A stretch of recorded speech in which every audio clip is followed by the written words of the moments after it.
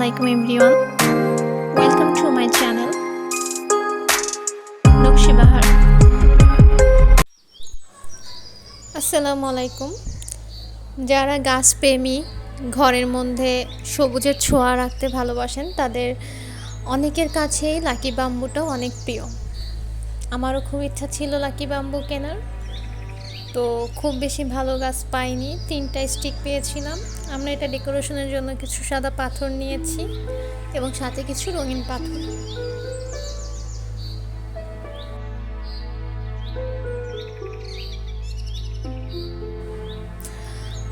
আমরা প্রথমেই গাছগুলাকে একসাথে করে বেঁধে নিব।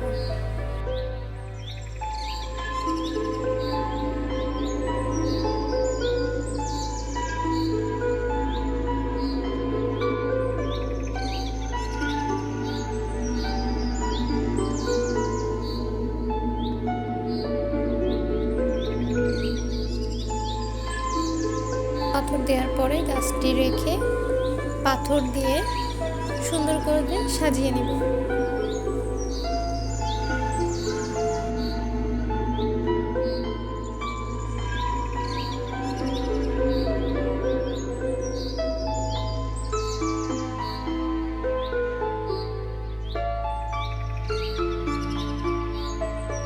অনেকেই জিজ্ঞাসা করেন যে এই গাছের পানির সাথে অন্য কিছু মেশানোর প্রয়োজন আছে কিনা বা কোনো মেডিসিনের দরকার আছে কিনা, কিন্তু আসলে যে সকল গাছগুলা পানিতে হয় তাদের জন্য এক্সট্রা কোনো মেডিসিন বা সারের প্রয়োজন হয় না।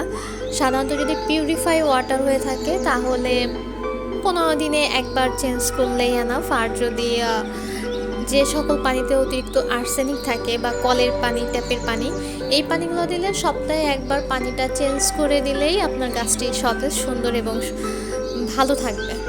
আমি চেষ্টা করি প্রতি সপ্তাহে একদিন গাছের পানিটা চেঞ্জ করে দেওয়ার, এবং প্রতিনিয়ত যখন পানিটা শেষ হয়ে আসে, কমে আসে, তখন একটু একটু করে পানি দিয়ে জাস্ট শিকড়গুলোকে পানির মধ্যে ভিজিয়ে রাখার। আর হ্যাঁ, লাকি বাম্বু কিন্তু একটি ইনডোর প্লান্ট, ডিরেক্ট সূর্যের আলো পছন্দ করে না, তাই এটা ঘরে সেই স্থানে রাখেন যেখানে সূর্যের আলো ডিরেক্ট পাবে না।